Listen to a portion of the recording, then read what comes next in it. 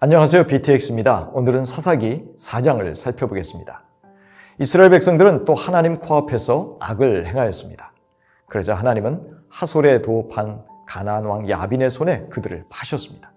이제 야빈이 이스라엘의 주인이요 통치자가 되어서 이스라엘에게 20년간 심한 학대를 가하였습니다.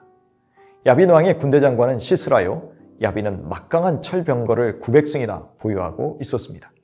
이는 곧 이스라엘 백성들이 자기들의 힘으로는 야빈의 학정에서 빠져나올 수 없는 어려운 상황이었음을 알려줍니다. 그러나 이스라엘 백성들은 그 심한 학정을 못 이겨서 하나님께 부르짖었습니다. 바로 이때에 등장하는 사사가 여선지자 드보라였습니다. 여자였지만 그가 하나님께 쓰임받을 수 있는 충분한 자질과 능력이 있었습니다. 왜냐하면 그녀는 다른 사사들과 달리 종려나무 아래에서 재판을 하는 사사의 기능을 수행하는 모습을 보여주기 때문입니다. 하나님은 남녀를 차별하지 않으시고 당신의 쓰심에 합당한 사람을 찾으셔서 사용하시는 분임을 알아야 합니다. 그런데 하나님은 사사 드보라를 통해서 바락에게 말씀하십니다. 바락은 납달리 스불론 자손 1만 명을 데리고 다볼산에 가서 군대 장관 시스라와 그들의 철병거와 싸우라는 것입니다. 하나님이 기선강으로 그 무리들을 끌어내서 바락과 그의 군대에게 승리를 주시겠다는 말씀도 주십니다. 그런데 군대 장관으로 선택받아 전쟁 영웅에 등극할 바락은 하나님의 명령에 조건부 순종으로 응답합니다.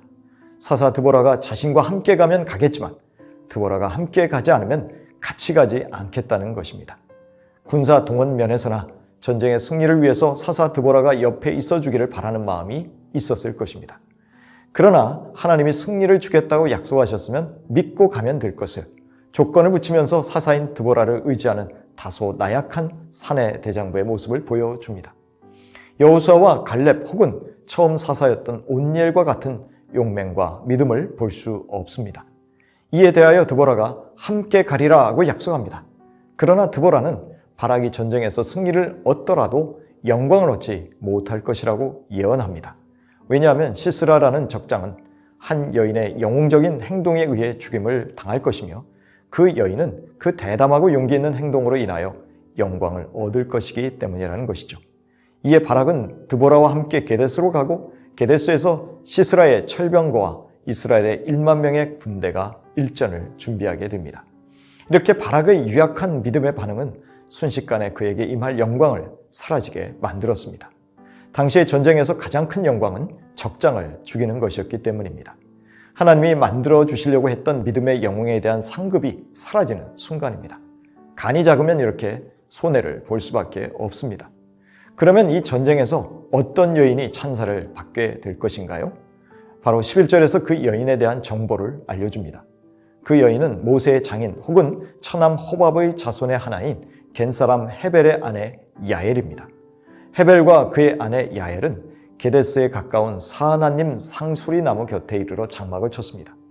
이들은 이스라엘의 적과 가깝게 지내며 살고 있는 이스라엘의 배신자들이었습니다. 시스라가 지휘하는 군대와 바락이 이끄는 이스라엘 군대가 기손강에서 한판 승부를 펼치게 되었습니다. 기손강은 하나님이 일부러 예정하여 놓으신 전투지인데 여기에서 승리를 주시겠다고 약속하셨습니다. 시스라는 모든 병거, 곧 900승의 철병거들을 다 동원하였습니다. 하나님은 이들을 철저하게 패배시킬 작정이셨습니다. 드보라는 바락에게 하나님이 바락의 앞서 행하신다고 그의 믿음과 용기를 북돋워 줍니다. 이에 바락이 1만 명을 거느리고 다볼산으로 내려갑니다. 드보라의 예언처럼 하나님은 시스라와 그 모든 병거와 그 온 군대를 칼날로 쳐서 패하게 하셨습니다. 시스라의 모든 강력한 병거들과 그 온 군대가 전멸한 것입니다. 급기야 군대 장관인 시스라가 병거를 팽개치고 도보로 도망하게 됩니다.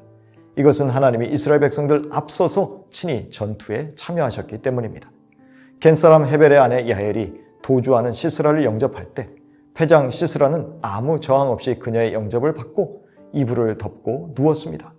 야엘은 목이 마르다는 시스라에게 물이 아닌 우유를 주므로 그를 잠들게 하였습니다.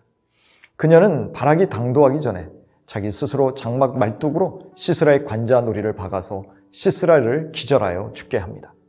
다른 사람이 아닌 한 여인 야엘이 당대 최고의 군사령관을 죽인 것입니다.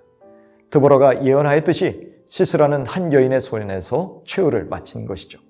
시스라는 죽었지만 여인의 손에 죽었다는 불명예를 그의 후손들에게 남겼습니다.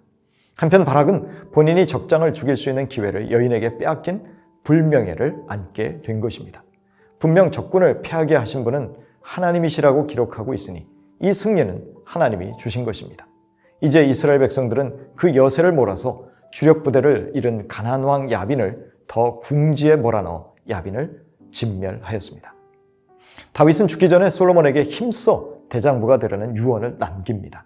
그 목적은 하나님의 명령과 모세의 율법에 기록된 계명들을 지켜서 형통하기 위함입니다. 열왕기상 2장 1절 이하입니다.